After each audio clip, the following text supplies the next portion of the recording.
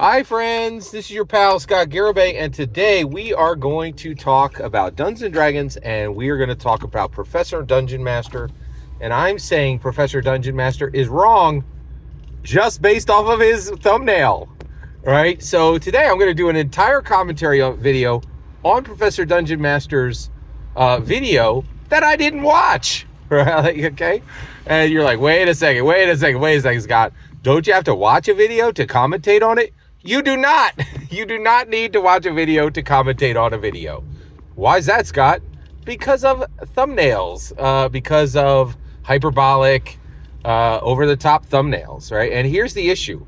Professor Dungeon Master has a 100,000K sub button, right? He plays the marketing game, and he is willing to go to some dark places to get his numbers up, and it works. It works. Man, does it work, right? I got 3,300 subs. I put out way more content than him. I think much of my content is better than his. But the reality is I don't have a 100,000K sub button. He does, right? And the way you get there is in my humble opinion, he wants you to forget his thumbnail. He wants you to, oh, hey, I just said that to get you in here. It doesn't matter. It matters. It matters. It is your content. And frankly, it speaks a lot louder than anything you actually said. So when and actually, I don't even think this one is a clickbait title. It's a hyperbolic thumbnail, right? But the reality is we need to stop pretending that thumbnails don't matter. It is information going out, and you own it, right? And this is one of the reasons why I sacrificed thousands of clicks, and all you see is my face again, right? And the reason why is that's a thumbnail I can own. I can own my face, right? I don't have to make any excuses. I don't need a worm tongue sitting on my shoulder whispering that it's okay. And I'll tell you right now, I love Professor Dungeon Master. I do not miss a video. I will almost certainly watch this video, but I needed to comment on it before I watched it. And the reason why is there's enough content in the thumbnail to comment on, right? And I think every single D&D commentator needs to realize this. You need to understand that you are absolutely making content with your thumbnail. And frankly, that content is probably more important than all the words you said in the video, right? And I think a lot of commentators don't want that to be true. They're like, oh, no, that's just how I'm getting you in the door. It doesn't matter. It matters. It matters, okay? And I'm going to comment on his thumbnail because that is his main message. I know he doesn't want it to be, but it is, right?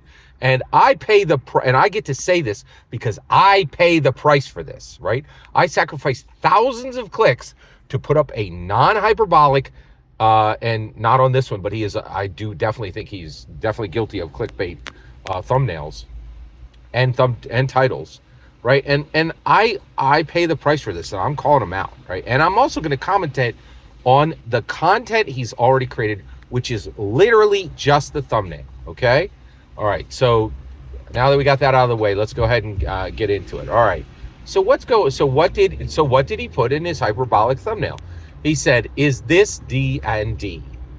Question mark, okay? And then it's a picture of an elf bard who looks like Dazzler from Marvel, right? And I know what, I know what he's saying, right? He's like, is 2024 core rulebooks even Dungeons and Dragons? Is it even Dungeons and Dragons, right? And why is he saying this? First of all, Professor Dungeon Master, I love him to death. He's a great guy. He has a better channel than me. With all the problems he has, he still has I hope someday to reach the heights he's reached in viewership, in influence, in accomplishment, right? He has run circles around my channel, right? But I'm definitely going to comment on his channel and say when he's wrong, right? Because, all right, and one of the problems is, so where do the problems with Professor Dungeon Master come from? Not from Professor Dungeon Master. He has this horrible worm tongue who sits on his shoulder, and I saw it at Philadelphia Area Gaming Expo. It's Stephen Glicker. I do not like that guy. Stephen Glicker is a D&D hater. He despises Dungeons and Dragons, and he poisons everyone around him to hate Dungeons and Dragons. He is a Dungeons and Dragons hater who spreads his hate, in my humble opinion, all right? And he is sitting on the shoulders of Professor Dungeon Master. He is the worm tongue sitting on the king of Rohan, Rohan's shoulder, right? And so all these problems that come out of Professor Dungeon Master's content, and me always saying, oh, he's wrong, he's wrong, he's wrong. This stuff is coming from this horrible information, this horrible influence he's receiving from Stephen Glicker, in my opinion. And he really should divorce himself from Stephen Glicker. Stephen Glicker should stand in his own hate corner by himself, in my opinion, right? Because I think his content is disgusting. I do not like it. I don't like anything he stands for. I oppose Stephen Glicker, right? In my humble opinion, his channel is a problem, right? I don't like it, right? All right, just wanted to be clear there. Okay, so here's the question, right? He's saying, hey, is 2024 core rulebooks, the PHB, the DMG, MM, we have them all now. Is this Dungeons & Dragons? How dare you, sir? How dare you, Professor Dungeon Master, even ask that question? That is inappropriate. Yes, it is 100% Dungeons & Dragons, and it is what carries Gygax's name today, Gary Gygax's name today. It is 100% Dungeons & Dragons. It is the purest Dungeons & Dragons, and it is the banner of Gary Gygax right now, right? Now, why is he asking this? I could tell you why. Because it's like, is this Dungeons & Dragons? And here's the kicker. Because of that horrible influence of Stephen Glicker, Professor Dungeon Master now believes a lie. And so what does he think is DND? What does he think is DND? Dudes nostalgizing dust, right? That's Stephen Glicker. Oh, hey, everybody. I have this dusty old tome of 2nd edition. Let me blow it off. This is real D&D, not Dungeons & Dragons. Dudes nostalgizing the dust on their shelves, right? And so there's all these terrible prejudice, horrible old men who are like, D&D isn't Dungeons & Dragons, it's dudes nostalgizing dust.